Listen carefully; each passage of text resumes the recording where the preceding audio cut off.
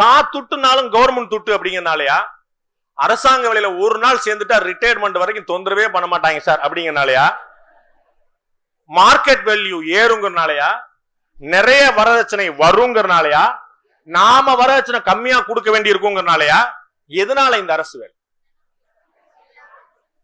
அரசு வேலை என்பது நண்பர்களே அடுத்தவருக்கானதல்ல, உங்களுக்கானது. அந்த வேலையை நாம எடுக்கும் போது கையில அது நீங்க விஏஓல இருந்து ஐஏஎஸ் வரைக்கும் வச்சுக்கோங்க. அதனாலதான் இத ஜாப்னு சொல்ல மாட்டான், சர்வீஸ்னு சொல்றான்.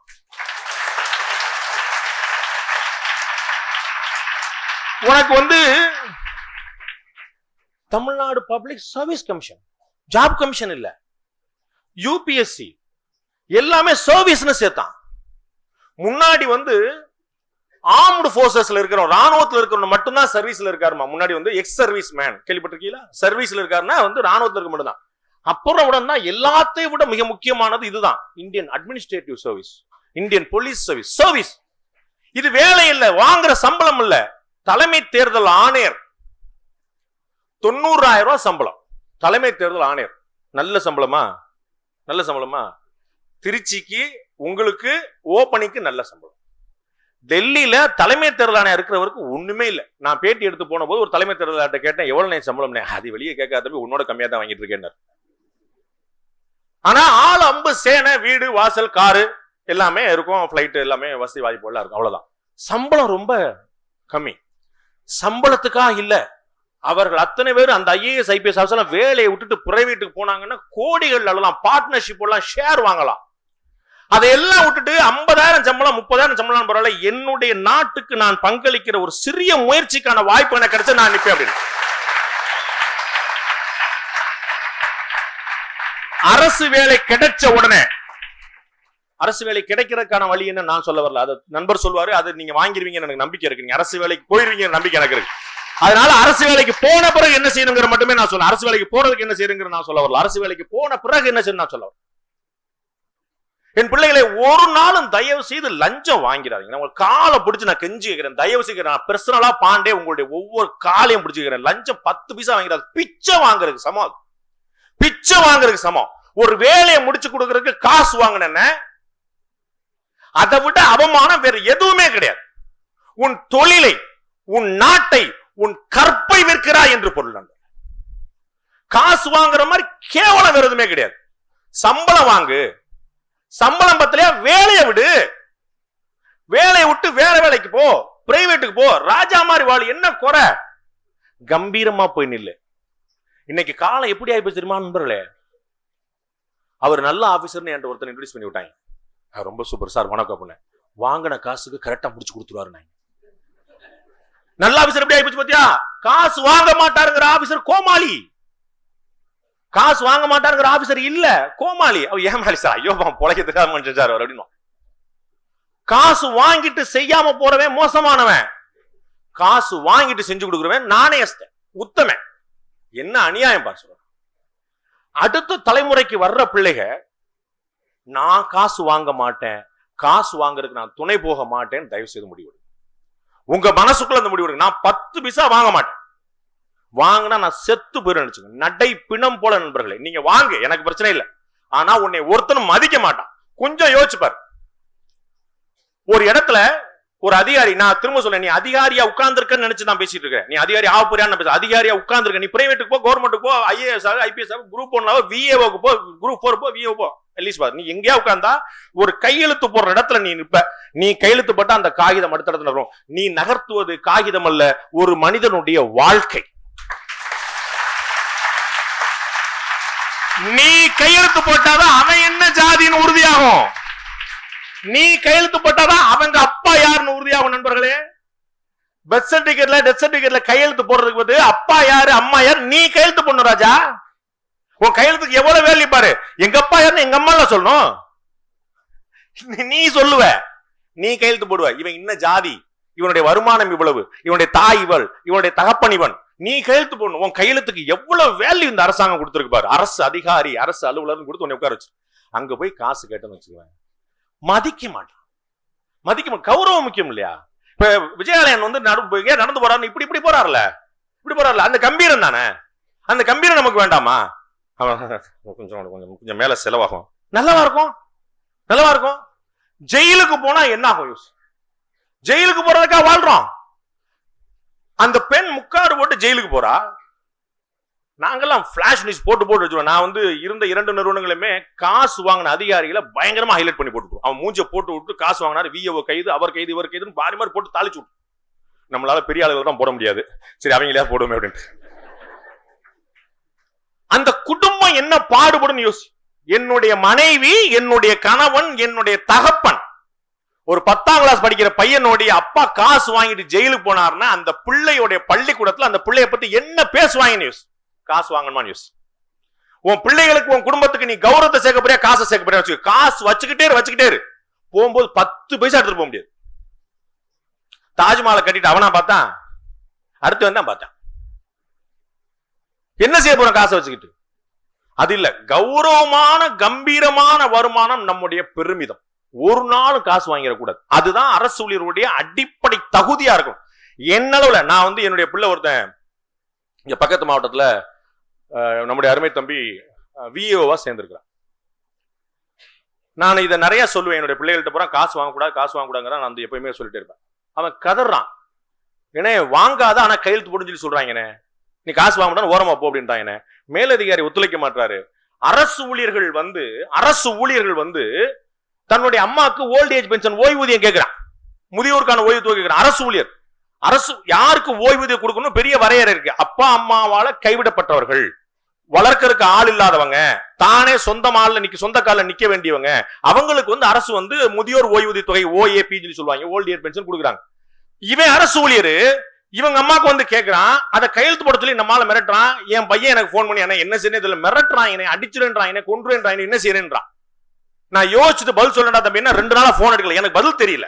நான் யோசிச்சுட்டு இப்ப என்ன செய்யறது, இவனுக்கு காசு வாங்கிடா தம்பி நான் சொல்லவா, நான் காலம் பூரா சொன்னது வந்து பெரிய அநியாயமா போயிருமே. காசு வாங்காம முடியலனே, காசு வாங்க கூட நினைக்கிறேன், அடிக்க வர்றாங்கன்றான். அப்ப இன்னைக்கு காலைல ஒரு யோசனை வந்துச்சு எனக்கு. தப்பு செய்ய வேண்டாம், தப்பு செய்யக்கூடாது, கொஞ்சம் டெக்னிக்கலா சில விஷயங்கள் நம்ம செய்யலாம். இந்த கேஸ் நான் சொல்றேன். மகன் அரசு ஊழியர், அம்மாவுக்கு ஓய்வூதிய தொகை கேட்கிறான். நாம கொடுக்க முடியாது சட்டப்படி. சட்டத்தை மீறணும், அதை மீறதுக்கு மனசாட்சி ஒத்துக்கல, மீறக்கூடாதுங்கிறத நான் சொல்றேன். சிம்பிளா ஒரு விஷயம் செய்ய நான் சொன்னேன். ரேஷன் கார்டை 2ஆ உடைச்சிருங்க. அந்த அம்மாக்கு தனி ரேஷன் கார்டை ஆக்கி, அந்த அம்மா ரேஷன் கார்டு படி அனாதை ஆகட்டும். நீ உன்னை பெற்றதுக்கு அந்த அம்மாக்கு தனி ரேஷன் கார்டு போட்டு தொலைச்சு. அப்படி தனி ரேஷன் கார்டோட வா, அந்த ரேஷன் கார்டுல அம்மா பேர் மட்டும்தான் இருக்கும், அது தனி குடும்பமா ஆயிரும். அப்ப நான் கையெழுத்து போட்டு ஓல்ட் ஏஜ் பென்ஷன் தரஞ்சிச்சு. உன் குடும்பத்துல அந்த அம்மா இருக்கிற பிள்ளைன்னு ஒன்னு அதிகாரப்பூர்வமா இருக்கிற கொடுக்க மாட்டேன். நீ வந்து எப்ப ஓல்ட் ஏஜ் பென்ஷன், முதியோர் ஆதரவற்றோர் ஓய்வு தொகை உன் அம்மாக்கு கேட்டியோ அன்னைக்கு உங்க அம்மா அனாதைக்கிட்ட. டூ லைக் திஸ், ரேஷன் கார்டை உடைச்சிட்டு வர சொல்லி கையெழுத்து போறேன்னு சொல்லி நான் சொல்லியிருக்கேன் அவன்கிட்ட. இதுதான் நம்ம வந்து இருக்கிறதுக்குள்ள யோசிக்கிற ஒரு வழி. அவனுக்காவது உறுத்தட்டும், அவன் உறுத்தாம கொண்டு வந்துட்டான்னு நீ உறுத்தாம கையெழுத்து போட்டு. ஏன் அவங்க உனக்குள்ள technically you are right. Technically உன் கையில வந்து ஒரு ரேஷன் கார்டு இருக்கு, அந்த ரேஷன் கார்டுல ஒரே ஒரு பேர் இருக்கு, அந்த அம்மாக்கு வேற வருமானம் இல்ல, நீ கையெழுத்து போட்டு. இவ்வளவுதான்.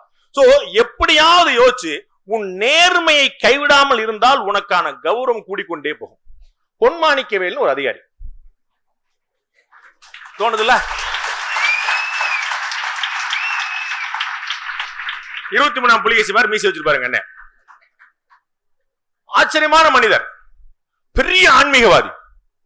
சாமி அவ்வளவு நம்புவாரு, அவ்வளவு கும்பிட்டுக்கிட்டே இருப்பாரு. 24 கோயிலா போவாரு. ஆண்டே பாருங்க, அவர் கோயிலே விளைய வச்சிட்டான்.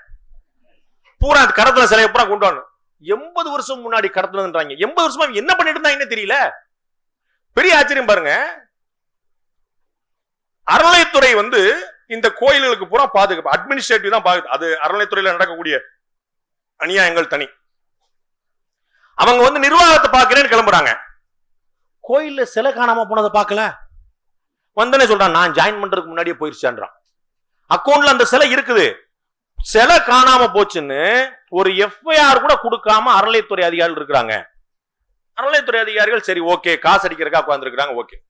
டெய்லி பூஜை பண்றிய பூசாரி, பட்டர், குருக்கள், உனக்கு தெரியலையா அந்த சாமி காணாம போச்சுன்னு? நீ கொடுக்க வேண்டாமா ஒரு கம்ப்ளைண்ட்? நேர்மை எவ்வளவு வீணா போச்சு பாருங்க, எவ்வளவு கீழே வீழ்ச்சி அடைஞ்சிச்சு பாருங்க. சாமி சிலையை காணும் அப்படின்றான். சாமியை விட்டுருங்கன்றான். ஓகேன்ட்டாங்க. அப்ப நீ நம்பல அந்த சாமியை, நான் சாமி சாமி நம்பிட்டு இருக்கிறேன். அத சாமின்னு நம்புறதுனால அந்த சாமி பக்கத்துல இருக்கிறதுனால உன்னையும் சாமி சாமின்னு கூப்பிடுறேன். பட்டற பூசாரி குருக்களை பூரா நம்ம சாமி தானே சொல்றோம். அந்த சாமி கூட இருக்கனால நீ சாமின்ற.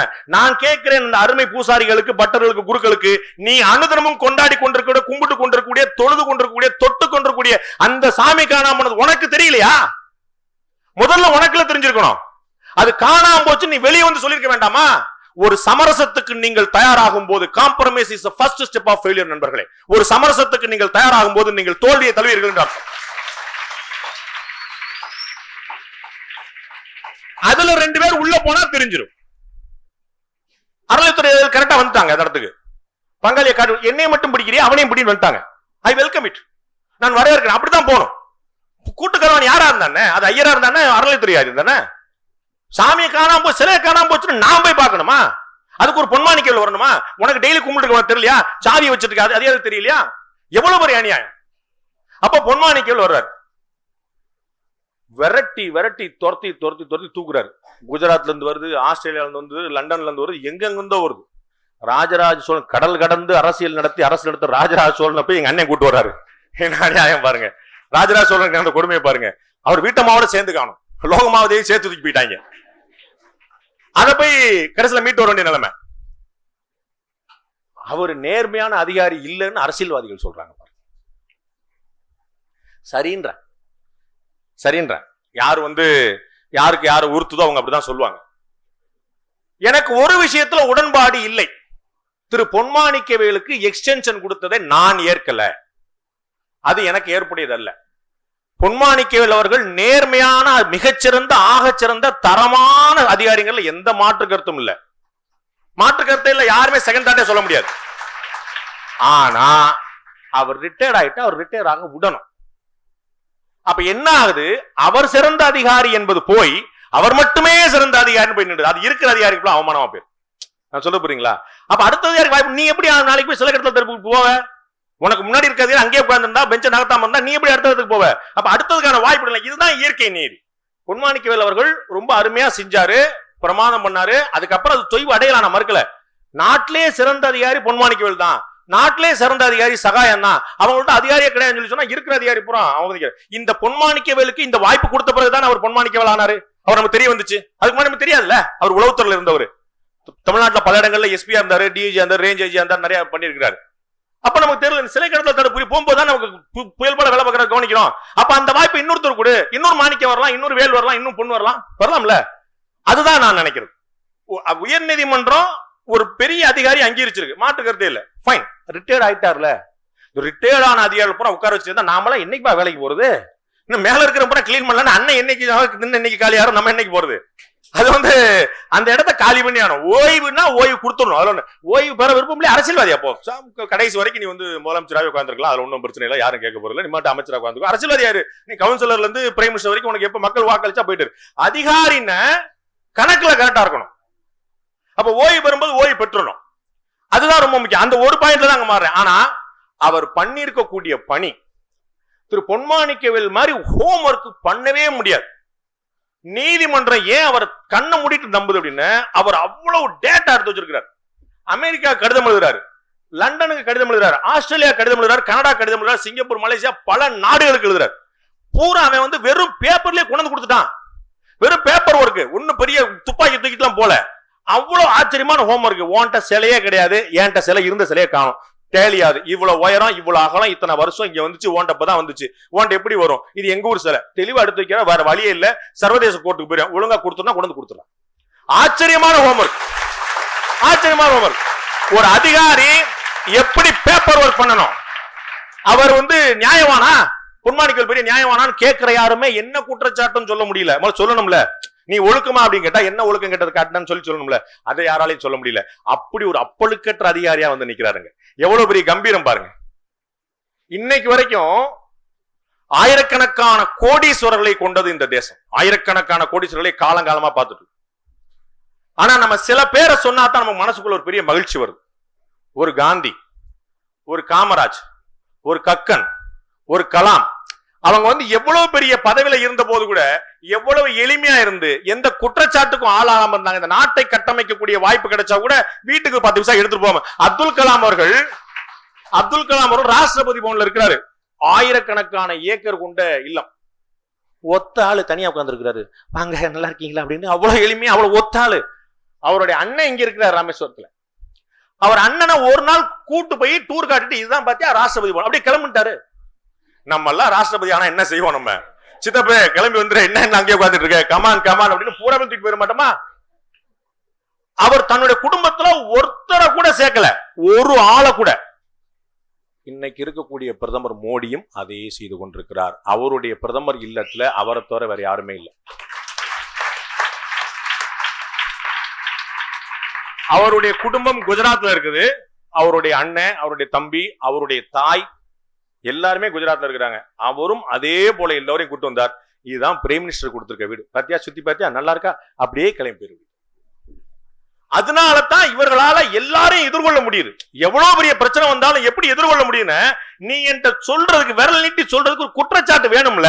குற்றச்சாட்டு இல்ல, நெஞ்ச நிமித்திட்டு போவேன், அப்படிதான் கேட்பேன். அந்த நெஞ்சழுத்தம், அந்த திமிர், அந்த ஞானம், அந்த தெளிவு, நிமிர்ந்த நன்னடை, நேர்கொண்ட பார்வை, நிலத்தில் யாருக்கும் அஞ்சாத நெறிகள். திமிர்னு ஞான செருக்குன்னா, திமிரு செருக்கு ரெண்டும் மோசமான வார்த்தை.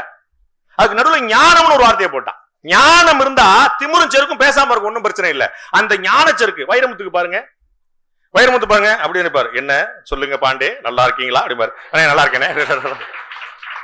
அந்த அந்த பாடி லாங்குவேஜ்லயே அப்படி நிக்கும். அது திமிர் செருக்கு இரண்டும் கொண்ட ஞானம். இளையராஜா பாருங்க, அது அது எப்படி இருக்கு பாருங்க. நமக்கெல்லாம் வெளியில இருந்து பாக்குறதுக்கு புரியவே புரியாது. அவ்வளவு ஞானம். விஷயத்தை உள்ள வச்சுக்கிட்டு அந்த நேர்மையை, நீங்க அரசு அதிகாரிகள் நீங்க அந்த நேர்மையை வச்சுட்டு இருந்தீங்கன்னா ஆபீஸுக்கு டெய்லி காலைல போயிட்டு சாயந்தரம் வரும்போது திமிரோட போலாம். எதிரில பாக்குற எவனை பார்த்தாலும் விஜிலன்ஸ் மாதிரியே இருக்குதோ, விஜிலன்ஸ் காரனா இருப்பானோ, அவன் வேற ஏன் குறுகுறு நம்மளே பாக்குறான் அப்படின்னு நம்மள அப்படி பயந்து பயந்து வாழ்றதுக்கு லாரி முன்னாடி விழுந்து செத்து போயிடும்.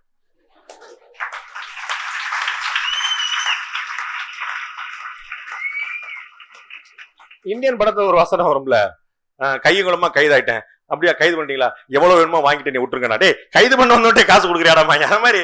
அது அப்படி ஒரு பொழப்பு நம்ம பொழைக்க வேண்டியல. நம்மகிட்ட கொஞ்சம் நேர்மை, அதை நீங்க அனுபவிச்சு பாருங்க சகோதரர்களே. நான் வந்து அவ்வளவுதான் சொல்லுங்க, நீங்க வந்து அதை அனுபவிச்சு பாருங்க. அது நீங்க அதிகாரிகள உட்கார்ந்துட்டு சாரி சார் நான் காசு வாங்குறது இல்லை, அவன் சொல்லுவான் ஹலோ மேடம் உங்களை மாதிரி நிறைய பேர் பார்த்துருக்கேன், இப்படித்தான் எல்லாரும் ஆரம்பத்தை சொல்லுவீங்க, ஒழுங்கா வாங்கிட்டு போங்க, வீட்டுல வந்து குழந்தைகளுக்கு ஏதாவது வாங்கி கொடுக்குறது ஒண்ணு அப்படியா சொல்றீங்க, நல்லா தான் இருக்கு. ஆசை காட்டுவாங்க நண்பர்களே. அதை விட பெரிய விஷயம், நீங்கள் எதிர்பார்க்காத பெரிய தொகையை சொல்வார்கள். உனக்கு 30,000 ரூபாய் சம்பளம் இருக்கும், நீ வந்து கம்ஃபர்டபுளா வந்துட்டு எங்க வீட்டுக்காரர் இவ்வளவு சம்பளம், எனக்கு 30,000 சம்பளம், நாங்க சந்தோஷமா வாழ்ந்துட்டு இருக்கோம், வீட்டுக்காரர் காசு கொடுக்க மாட்டேன், இது ஏன் செலவுக்கு அப்படின்னு சொல்லி நம்ம வச்சு கையில வச்சோம். அந்த பிளான்ல தான் பூரா இருக்கீங்க போல. நம்ம கடைசி வரைக்கும் அப்படியே தெரிய வேண்டியதான், வேற வழியில நமக்கு. நம்மளும் சம்பாதிக்க முடியல, வீலும் சம்பாதிச்சு போட மாட்டாங்க, நம்ம என்ன செய்யறது போல.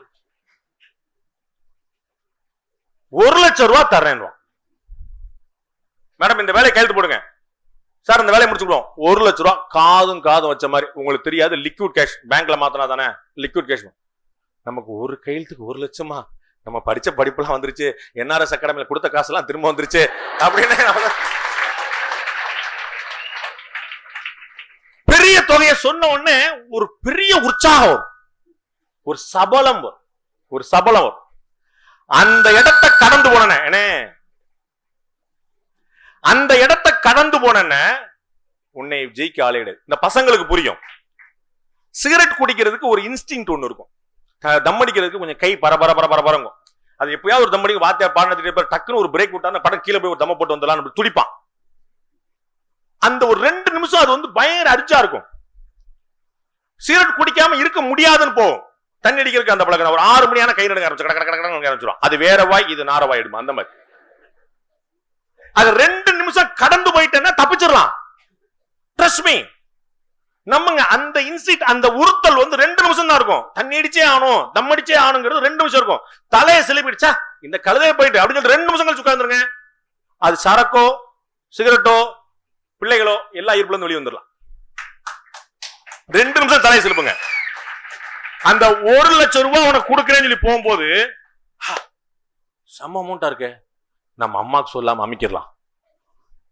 அந்த அம்மாக்கு இல்ல, அந்த அம்மாக்கு எல்லாம் தெரியும், அவங்க சேர்த்து வாங்கிடுவாங்க. அந்த என் கிரிமினல் ஏறி போயிட்டே இருக்கு ஒருத்தருத. அப்படி 1 லட்சம் ரூபாய் யாருக்கும் தெரியாம அமைக்கலாம் நினைப்போம். அந்த இடம் தான் சபலத்தின் ஆரம்பம் நண்பர்களே. உத்தரவாதமா சிக்குவ எழுதி வச்சுக்கோ. சிலர் முதல் நாளில் சிக்குவார்கள், சிலர் கடைசி நாளில் சிக்குவார்கள். ஒரு நாள் சிக்கியே தீர்வார்கள். மக்கள் மன்றத்துல பதில் சொல்ல முடியல, நீதிமன்றத்துல பதில் சொல்ல, மறுமையில பதில் சொல்லி ஆகணும். ஆண்டன் பார்த்துக்கிட்டே இருப்பான். வாங்குற சம்பளத்துக்கு உழைக்காதவன், வாங்குற சம்பளத்தோட கூட சம்பளம் வாங்க நினைக்கிறவன், வாங்குற சம்பளத்தை விட கிம்பளம் வாங்க நினைக்கிறவன மக்கள் மன்னித்தாலும், அரசு மன்னித்தாலும், நீதிமன்றம் மன்னித்தாலும் இறைவன் மன்னிக்கவே மாட்டான். இது தார்மீகத்தின் தேசம்.